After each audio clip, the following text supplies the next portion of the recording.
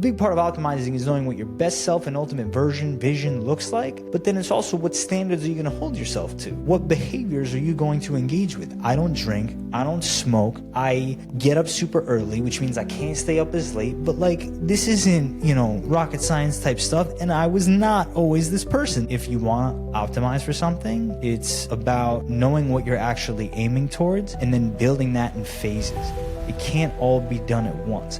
So pick a singular focus, do that for a season. That could be 3 months, it could be 3 years. In my case, it was, 8 years between college, law school, and business school. And then I wanted to be a criminal prosecutor, so I went and I optimized for that.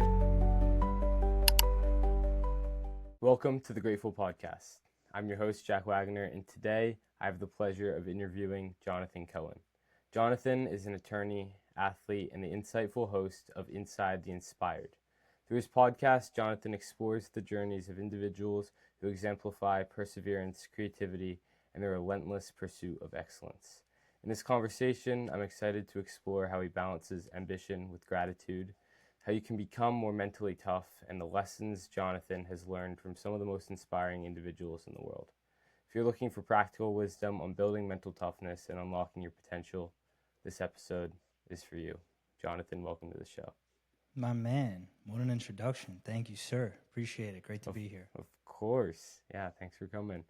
So one of the reasons I first reached out in the first place was when I saw your page. Like, I like to just go through everyone that I've had on in the past and look at who they follow or who's following them, things like that.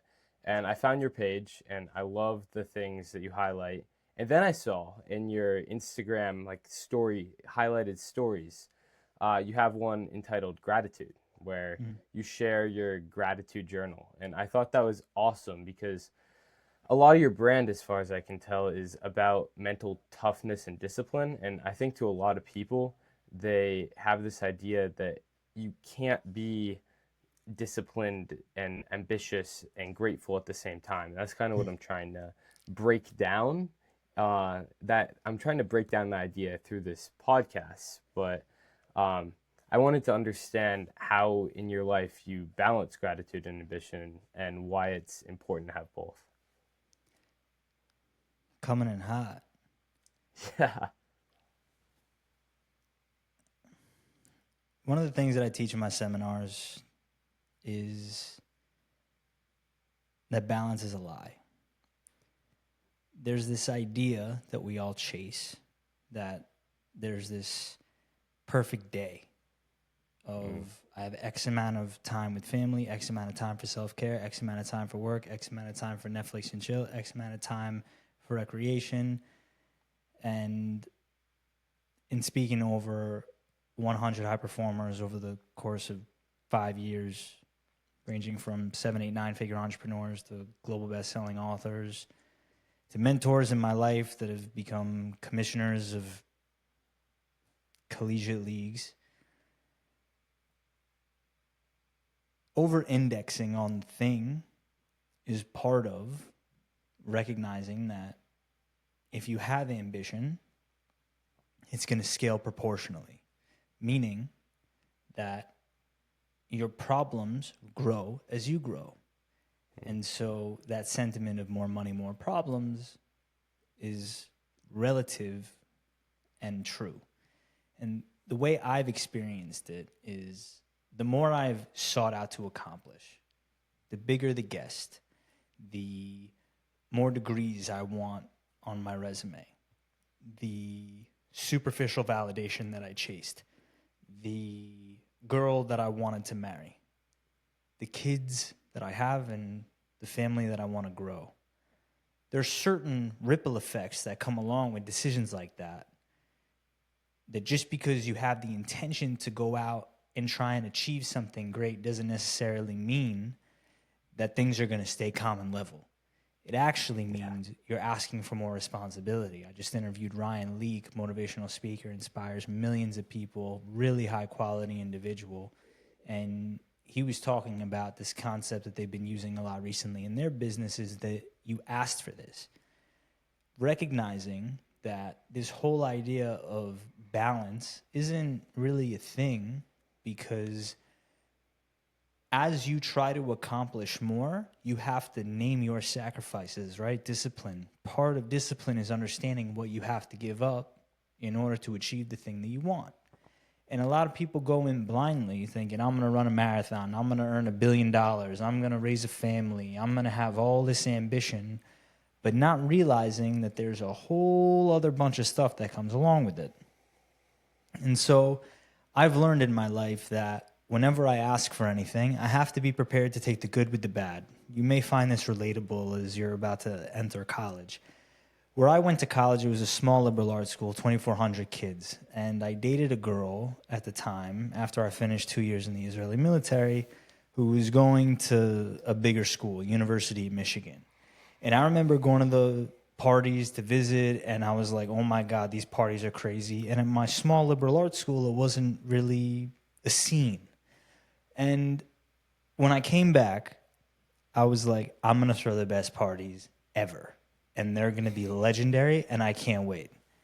Fast forward, and I ended up joining a fraternity.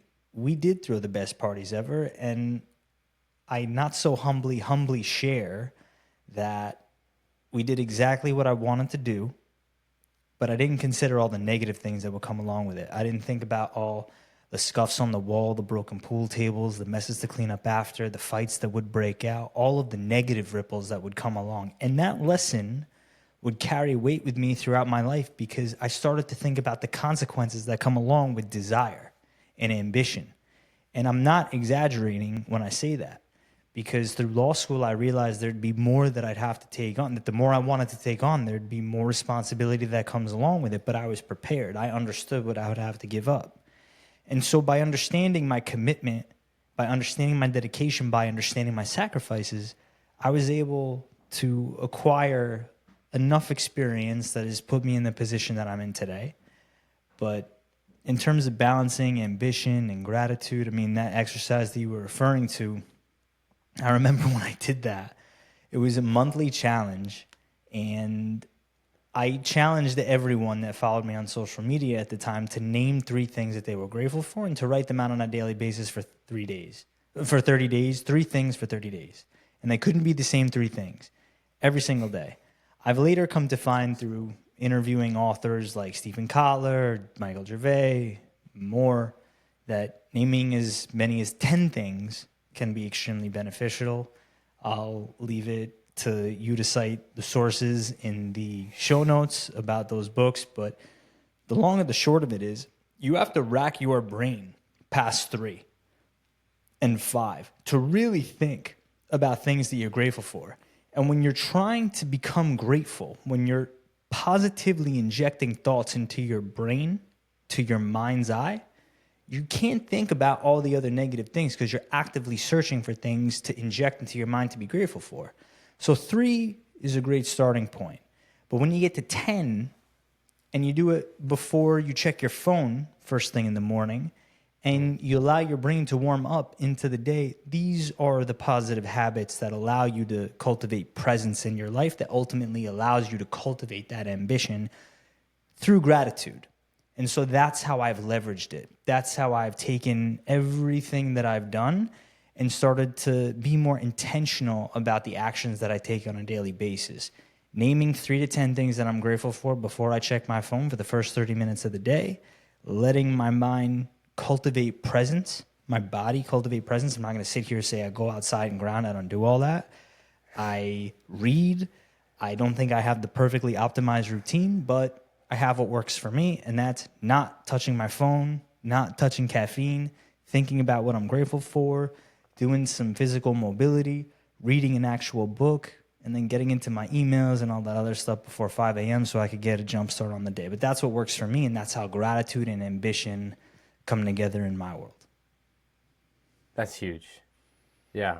The not touching your phone first thing in the morning. I mean, everyone says it, but so recently I've been trying to cut back some things in my diet, like gluten, dairy, sugar, just to try to feel a certain way, you know. I crave, like, I can think of a time in my life when, I don't know, I might have been eating healthier, but I just felt more present on a daily basis. But the other night I was talking to my mom, and I was like, I think what I actually need is a diet on social media. I mean, you know this with podcasting and all that, you constantly putting stuff out on different platforms, and I feel like I'm spending so much time on social media, and the time that I can think of myself as being the most present, I was actually not on any social media. It was a few months that I took completely off, and it's really interesting to look back at that and find like what actually made me feel so present. I think one of the things I try to get at with my guests, and it's really hard because we don't really have the vocabulary to describe it, but is how they experience life on a moment to moment basis.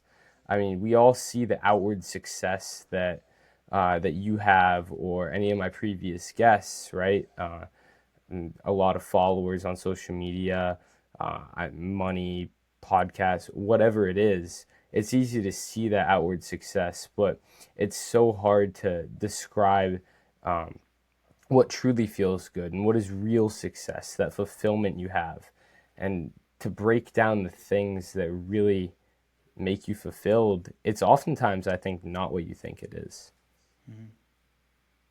100%. I mean, you got to know what you're optimizing for. And a big part of that is knowing what game you're playing. If you're optimizing for social media followers, then you have to optimize for the outcome of achieving social media followers. If you're optimizing for presence and you also want social media followers, then figuring out what that looks like can be a healthy combination of creating space and time for when you focus on the thing.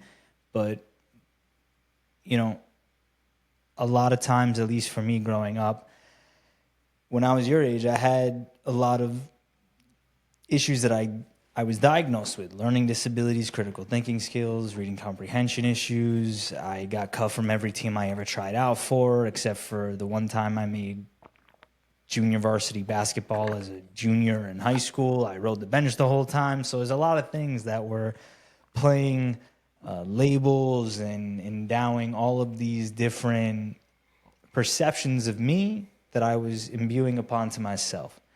And I was optimizing for social validation. I wasn't focused on how to be grateful. I wasn't focused on how to be present. I didn't have these same tactical and high-level strategies that help individuals like yourself who are playing a much different game at 18 years old to understand what actually matters. And so it's also important to know that these things that you're focused on, they help curate, they help design the avatar. They don't solve your problems.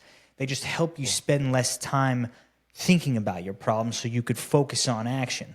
And I got lost in that for a while. I used to think that once I achieved a certain level of gratitude or achieved a certain level of presence, that would be when I made it.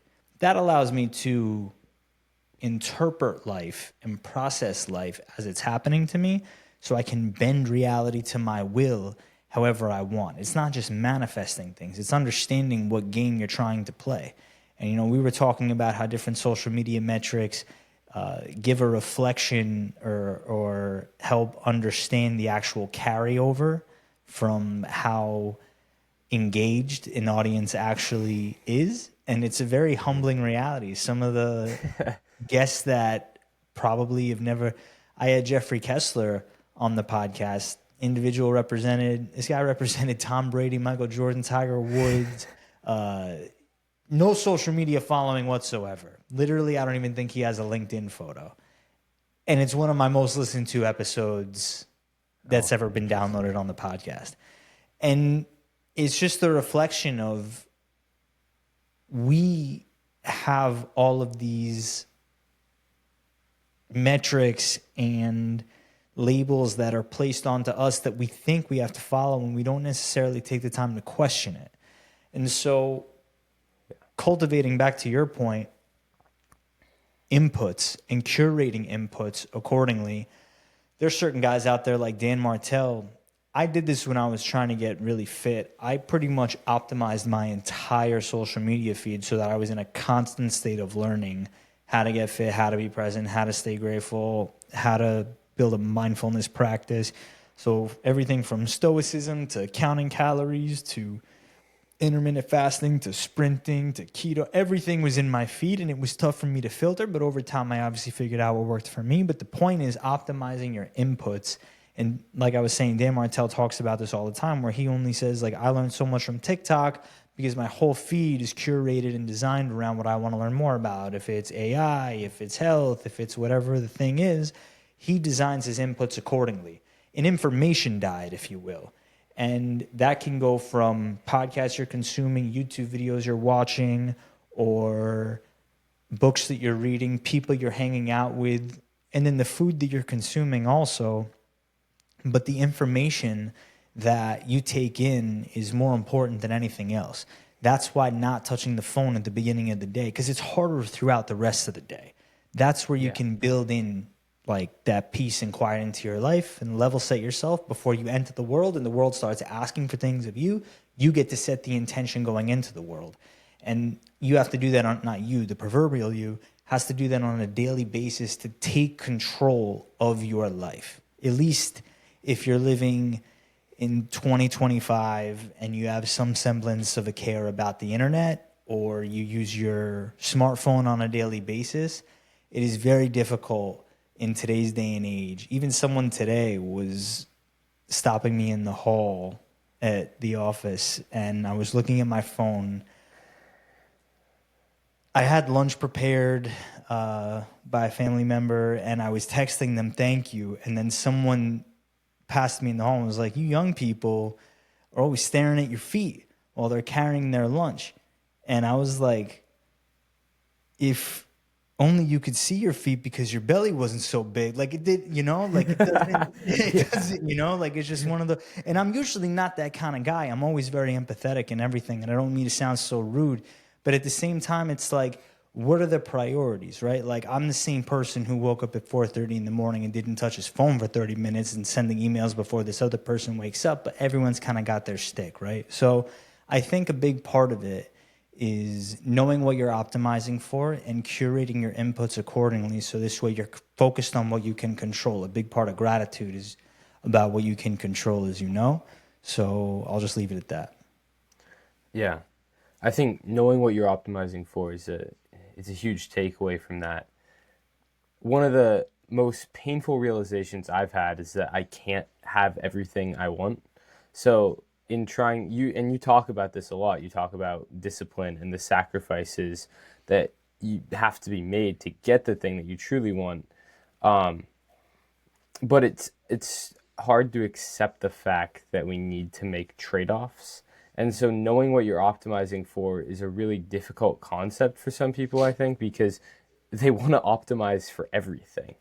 I see that it's a very prominent problem for people of my age with unrealistic expectations of what they're heading into. I probably have unrealistic expectations of what I'm going to do. But yeah, I think knowing what you're optimizing for is really difficult for the people that want to optimize for everything. So how do you find out what that one thing you should optimize for is? Because I've found there to be you shouldn't put too much focus on one thing. Because in my life, when I've put too much focus on a single thing and want to optimize only for this single thing, I find that I burn out from that one thing. And maybe I'm not approaching it right. But you yourself, you have multiple, like when I was researching for this, you're an athlete, you're an attorney, you're a dad. So you have a lot of different things you're optimizing for, on top of maybe your one big thing. So I think the question is, how do you figure out what you're optimizing for? Yeah, sorry, that was a long way to get to that simple question. Part of being a podcaster is making sure that you parse out all your thoughts so you could get to the substance of what you're trying to ask, but that only comes when you have enough reps and you talk and you're like, that is the point that I wanted to make. and eventually it just kind of comes to you. So I get it. I've been there. It's a great question, and I'm going to take this in a couple different ways. I'm Okay. assuming that your audience is within your age group, so I'm going to kind of design the answer in that way, and then I'll take it another way. You got to start with vision. Vision is a big part of it, and understanding that when building a vision, certain things in your life are going to be seasonal. I've become a dad with time. I became an athlete with time. I became an attorney with time. This all didn't happen at once overnight. There were seasons to these things, compounding efforts to these things. And I had a vision in my mind about who I wanted to be when I was 25, 30, 35 now. And a big part of having that clarity is understanding the person that I saw in my mind's eye. How do I become that person? And at a very surface level, it was JD MBA with a six pack. How do I become someone who's got 2 graduate school degrees, who's a badass, who's got the woman of his dreams, knows how to wake up super early, knows how to handle his stuff, is a resource, knows how to be relied upon? But at a surface level, it was simply like JD MBA with a six pack because someone like that can get things done. So it started with a very overbroad vision. And then over time, I funneled that down to understand how a person like that holds himself out in the world. How does he behave? What standard does he hold himself to? And so it starts with the vision, then it comes down to those values and those standards that you're going to hold yourself to. And when I talk about values, I mean, what do you stand for? What is it that you say you stand for, and what is it that you actually stand for? Because what you say and what you do may not necessarily align. For example, you may say that you stand for family, but you're always on your phone when you're with your family. Maybe you don't stand for family, or you have to work on the time that you're on your phone. Admittedly, my family calls me out being on my phone all the time. That doesn't mean I don't have a value with family. It means I have to refine the time that I'm on my phone so my family can feel like I have a value of being with family, if that makes sense, at least in my opinion. So just because you say something doesn't make it true. You have to audit your behavior.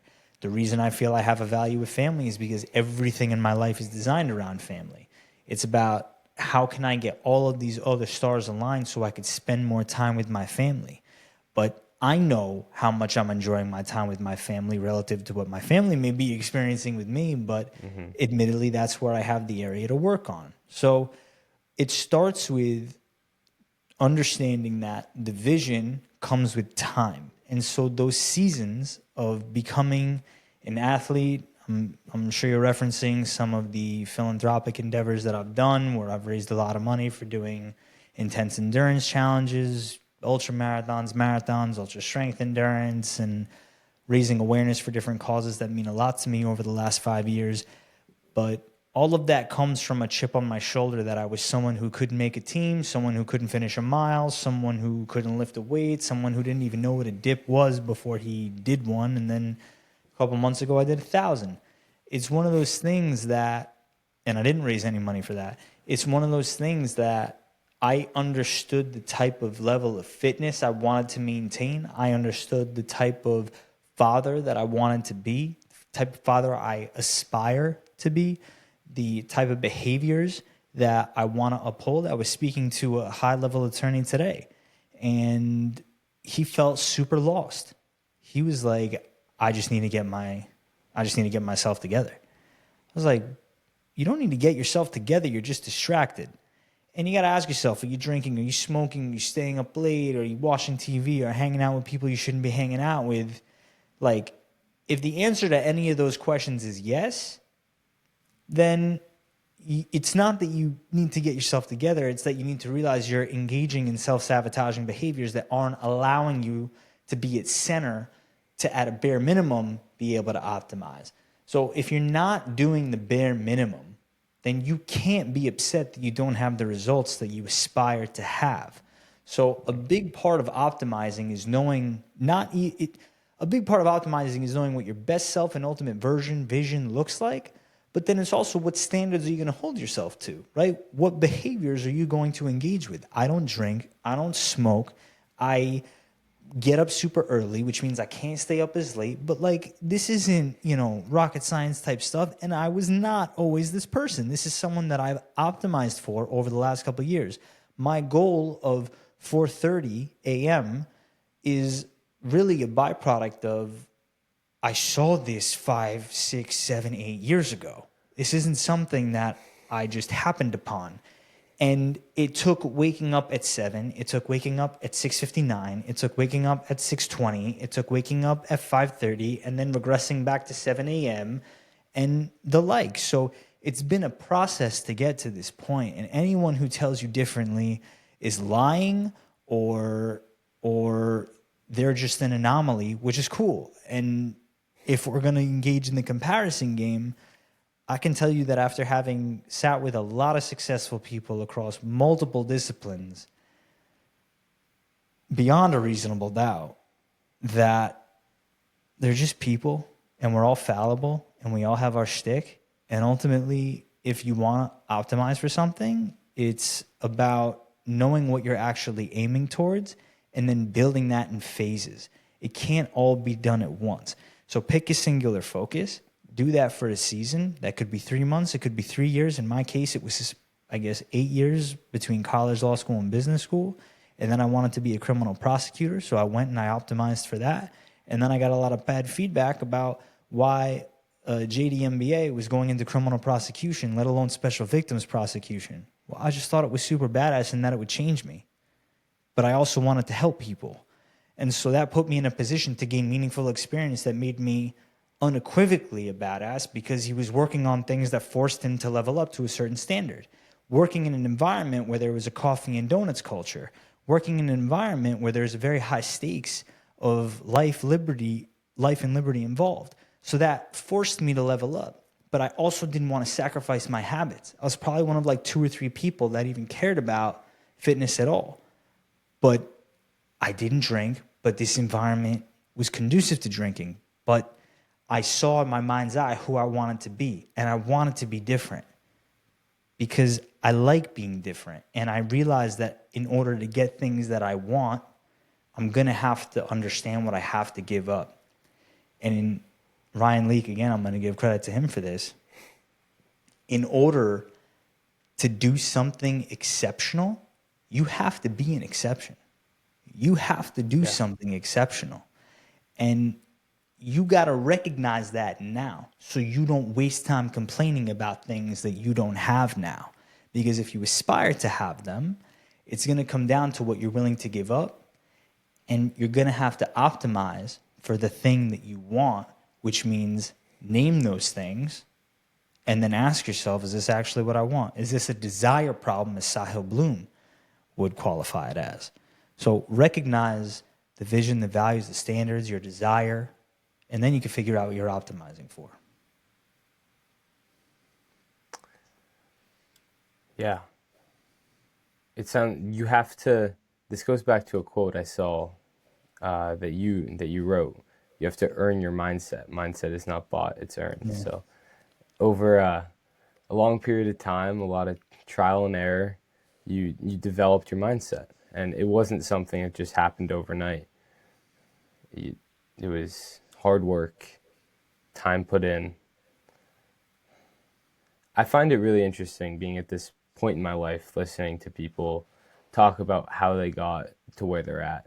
And, a lot of people have different answers. Some people say they just followed some feeling inside of them. Some people mapped out exactly what they wanted their life to look like 10, 15 years ahead of time. For you, it seemed like, listening to that, it was somewhere in between, where you had a vision of who you wanted to be, but you didn't know exactly what that would look like, and you listened to, and you went with the flow of life as it came. When did you start developing that mindset?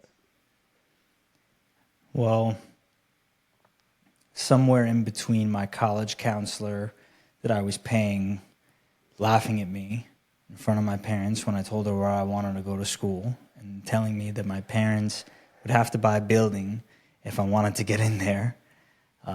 They didn't, but I can still hear her laughing in my ear every so often. And the military was also a very critical component of that.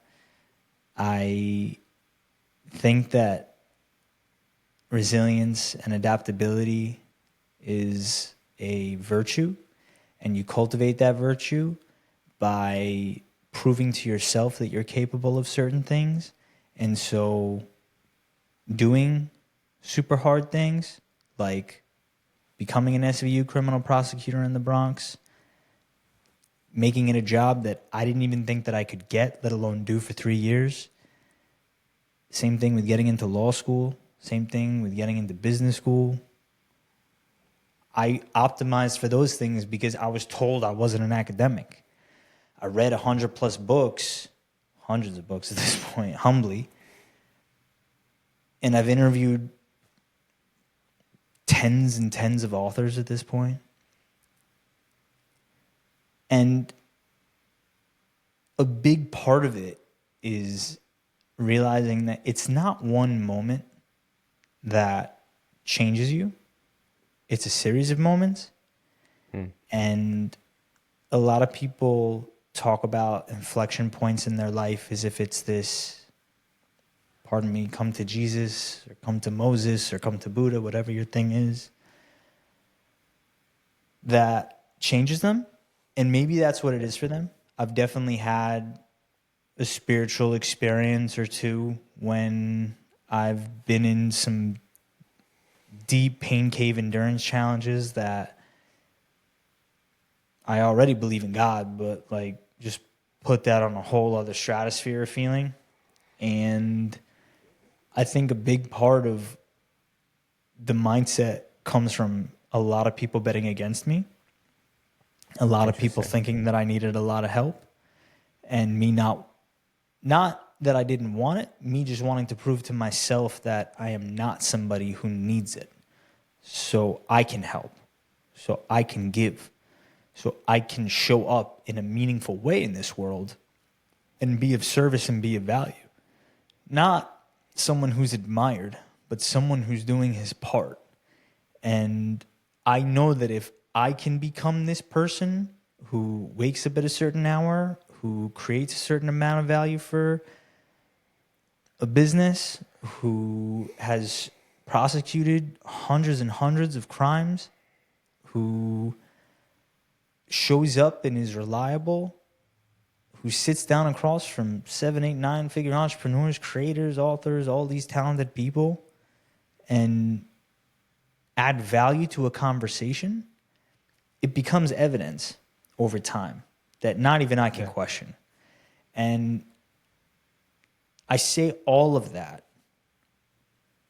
with the gratitude and the confidence knowing that I did these things. I've worked out at midnight and never filmed it. I've woken up at 2:45 in the morning, trained, driven 2 hours to an airport, landed, gone to the office, gone home, continued to work on the pod. Like, I'm doing these things whether I have 5 listeners or I have 5 million listeners.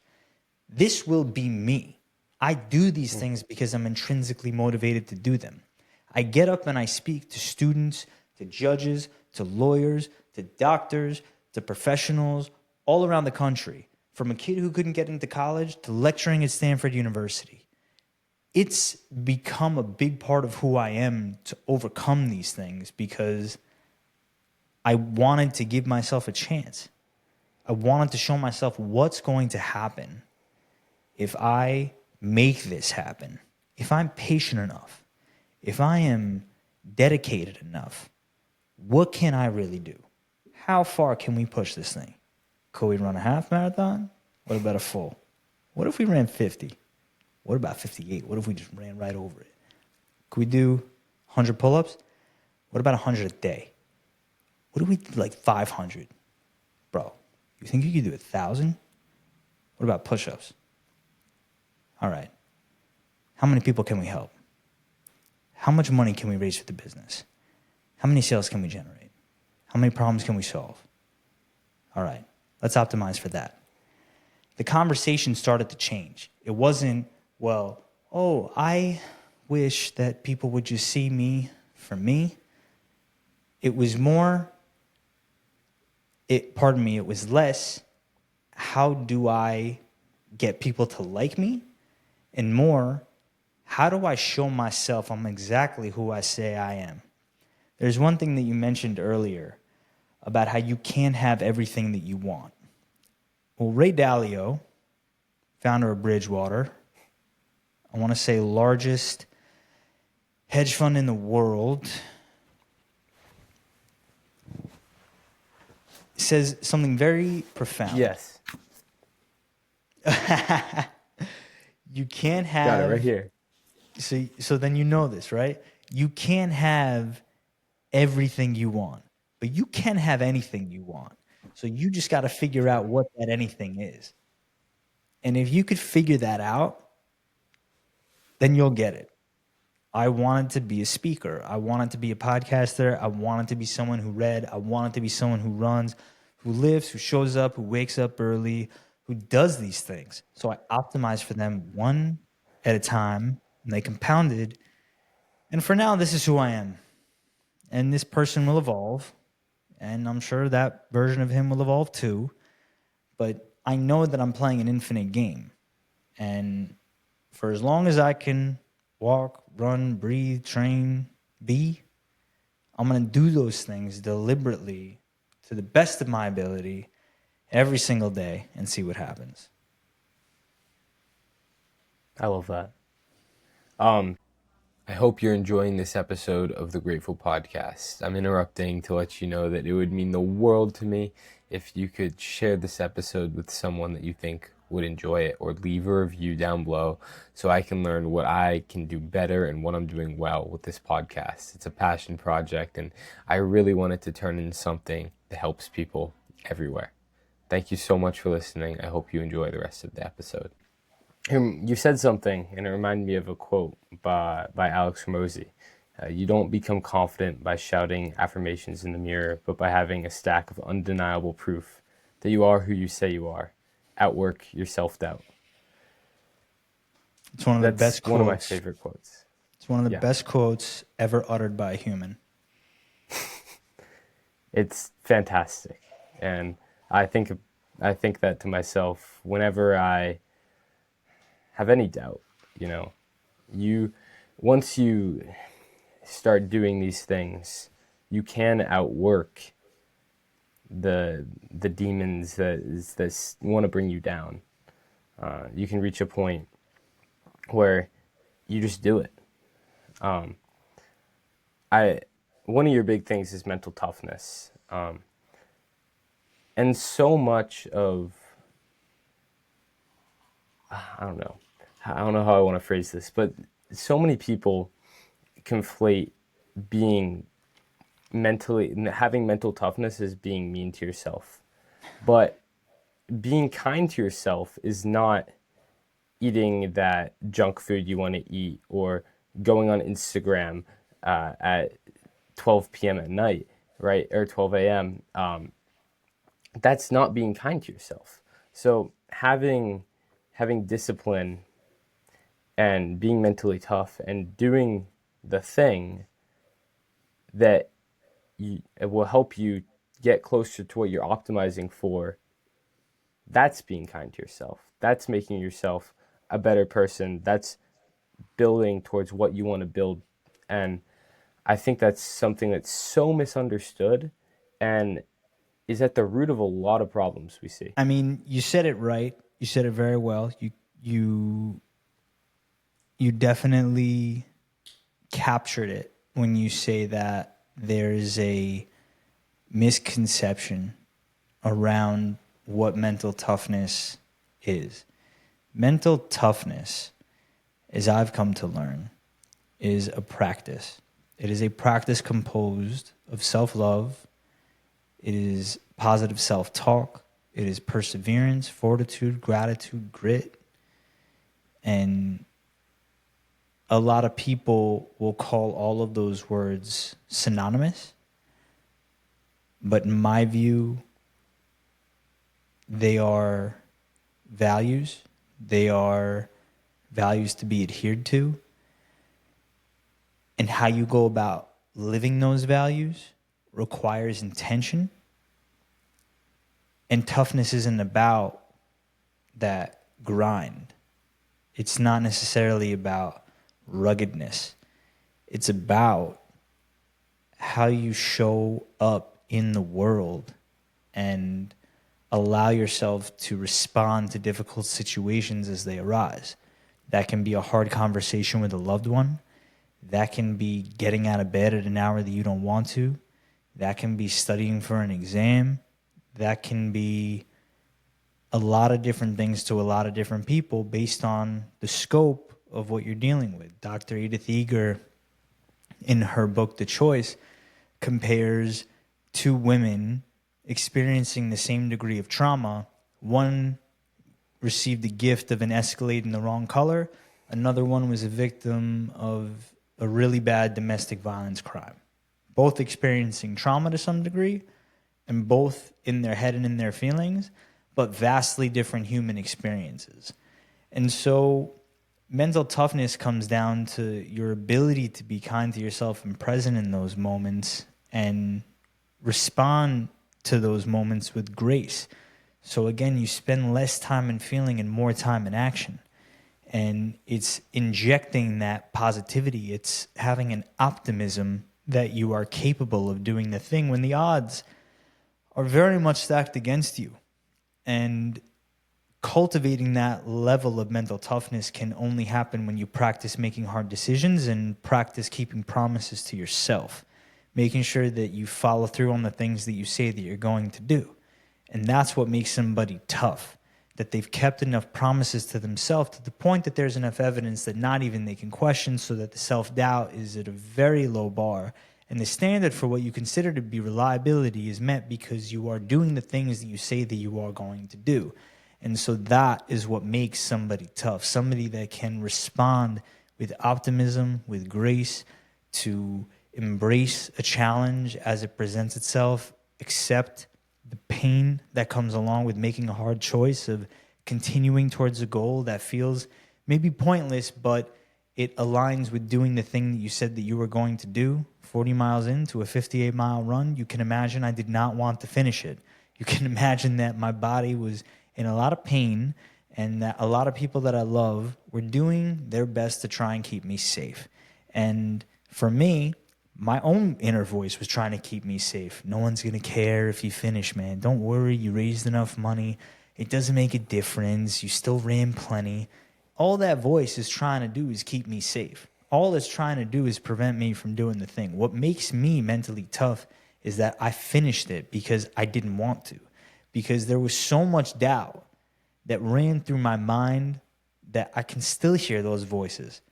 And it's just a testament to that ability to, when the gremlins of procrastination or perfectionism or any other form of self-sabotage try to make their way into your life, what makes you tough is that you said you were going to do something and you did it.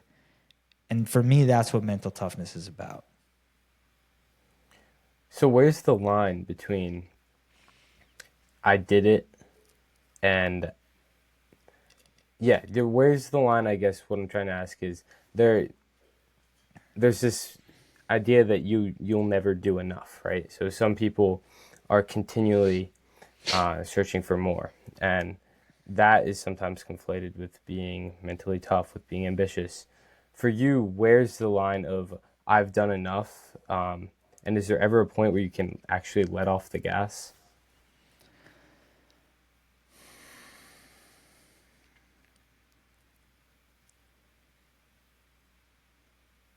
When it comes to doing enough, it again comes to what you're optimizing for.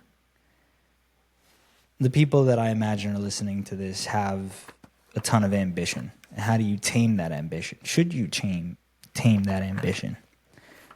Well, there's a part of me that wants to run a 100-mile race, but the old version of me was like, I don't really care to run more than 50. After that, I'll be good. Same thing with the 1,000 pull-up challenge in 4 hours, raising over $20,000 to the friendship circle. If I just do 1,000, over 1,000, did 1,018. Truett Haynes just set the record for 10,001 for like the third Saw time. that. Crazy. Met him, very nice guy. And he's the real deal. So is his dad. But like, where's the line? Again, it depends on what game you are playing. Ross Edgley, I don't know if you know Ross Edgley, but that dude, No. savage of a human, multiple world records, largely around swimming, swam around Great Britain, 6 months, 6 hours off, 6 hours on, didn't set foot on land, towed a mini truck the length of a marathon, scaled a rope as many times as it took till he reached the height of Mount Everest, raised millions of dollars at this point for multiple different causes. And he's written 3 books. Stoic sports scholar is how he identifies, for lack of a better way of putting it.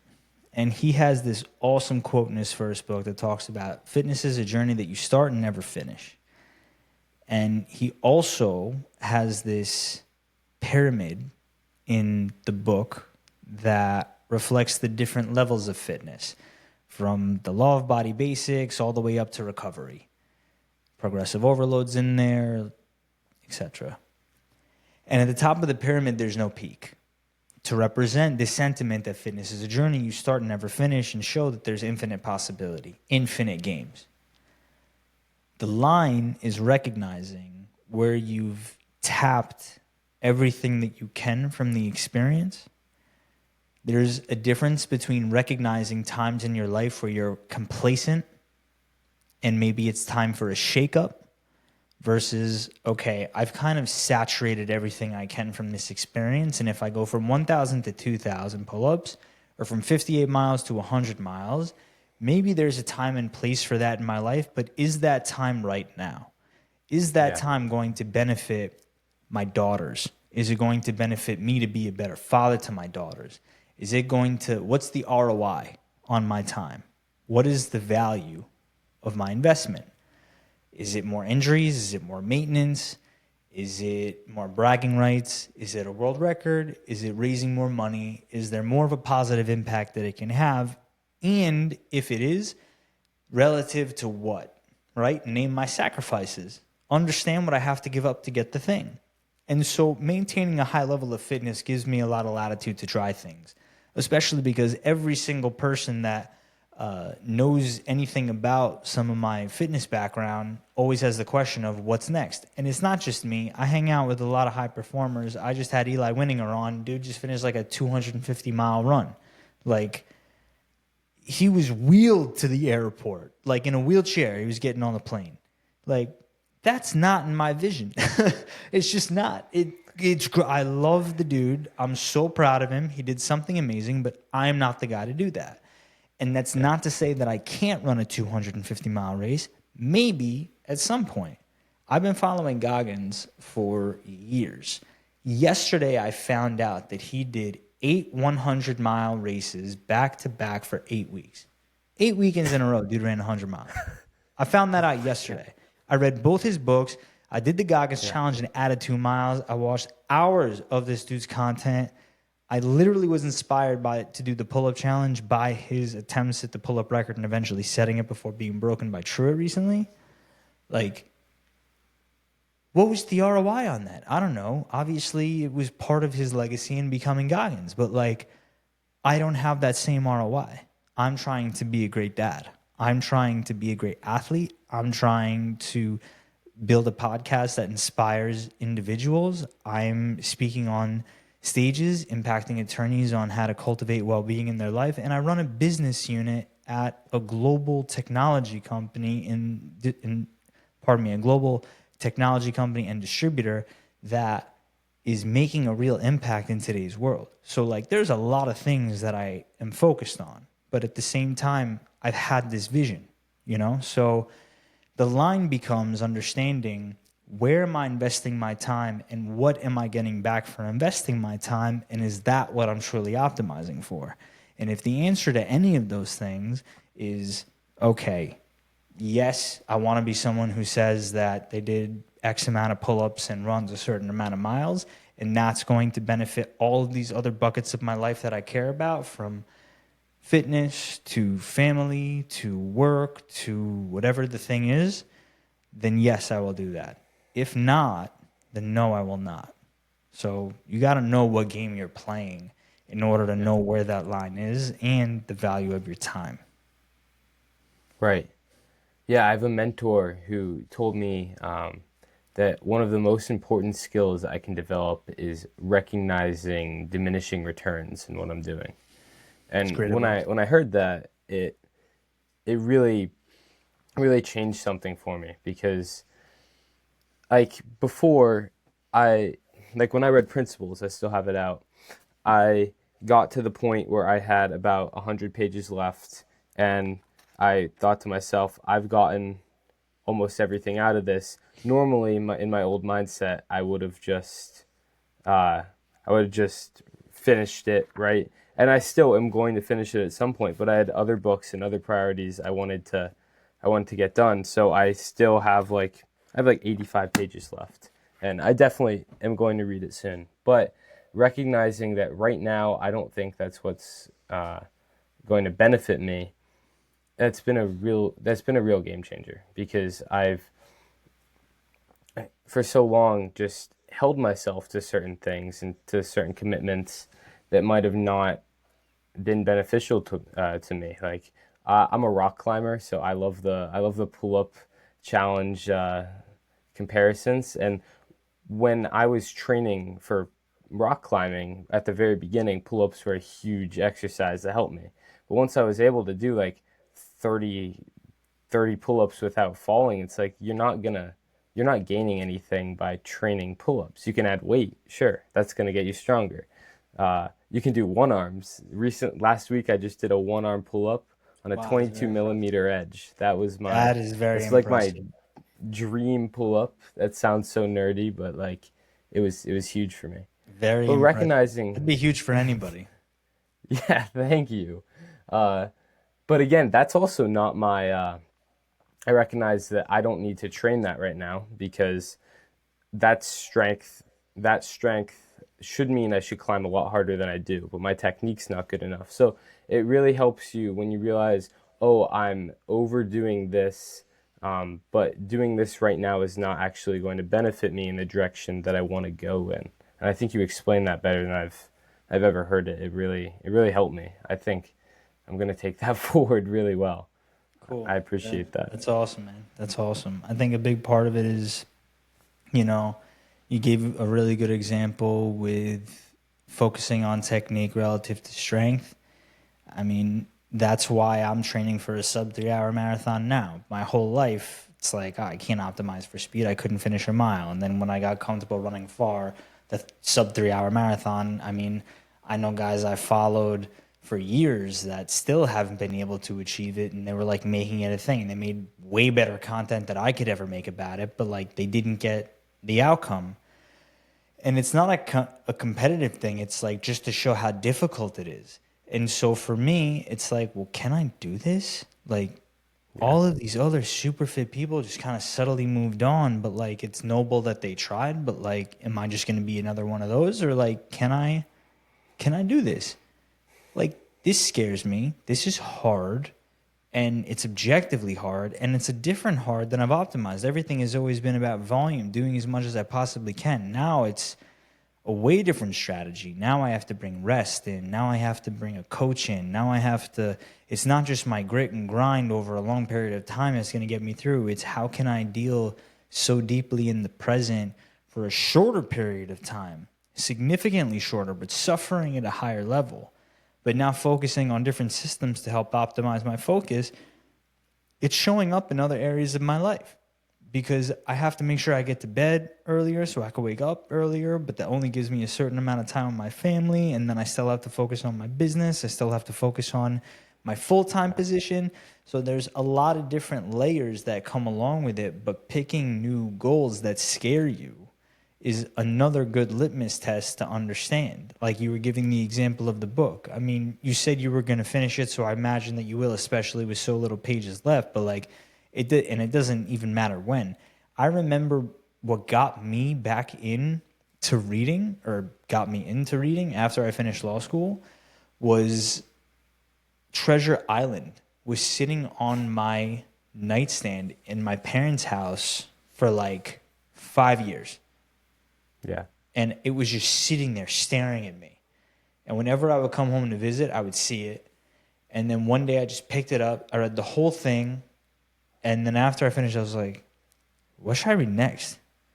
And then just this habit of reading just started. And then it was like, oh my God, I'm just going to keep doing this thing. So over time, you realize, like you said, this isn't where I want to put my focus right now. If you're just going to collect the books versus actually read the books, versus like just say you finish the book for the sake of finishing a book. Ryan Holiday talks about this. Tim Ferriss talks about this. You shouldn't waste time. Like, life's too short to read a bad book is pretty much the sentiment. So like, if you're not enjoying it, don't read it, you know?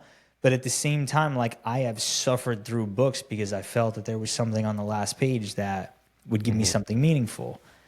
Some people might just skip to the last page for that. But for me, I'm a process guy. So Yeah. it shows differently. But I think you get the point.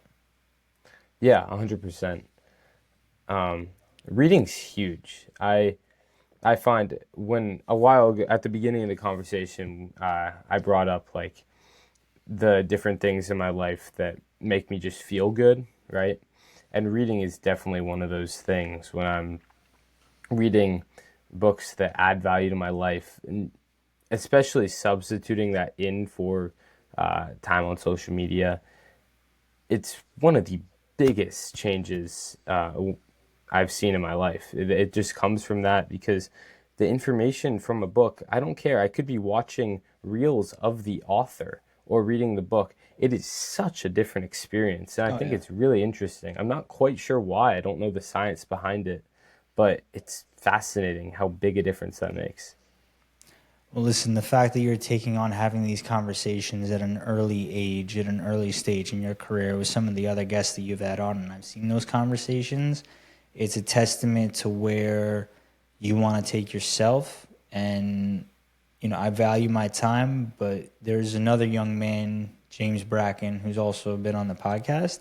He's taking a very unconventional path, but he's a very wise young dude. Maybe you guys should actually meet. He's got a podcast called the You Can Too podcast, and he sat down with some very impressive people as well. And he's been doing it for a few years. But the point is that you're taking on this type of endeavor at a very early stage and at a very unique time in the world. So keep it up, because it'll get noticed in time by the right people. But if not, it just becomes your own little portfolio of work, or your own little MBA, or however you want to qualify it. You know, this is like, I'm going to go to college, I'm going to get a degree, but I've had people say to me before, this is much more valuable than any degree. And it's free for the most part. Only if you act on the information. That's true. Information, I made a solo episode on this a few weeks ago. Information is not power, but the action you take as a result of learning is the power you have. Absolutely. Jonathan, thanks so much for coming on. Appreciate you. This was a lot of fun. Great questions, great conversation. And I'm excited to see what's next for you, man. Thank you. Thank you. I look forward to watching some of your episodes as well. Super cool guests on there. Michael Gervais. You know, I love that guy. Yeah, that was one of the most profound conversations I've ever had. Absolutely. If anyone wants to check out the podcast, Inside the Inspired, 170 plus episodes of all different types of individuals sharing how they overcame the hardest things that they've ever been through and how to manage their thoughts, feelings, and emotions. A lot of stuff that we talked about here today. I appreciate the time and the platform.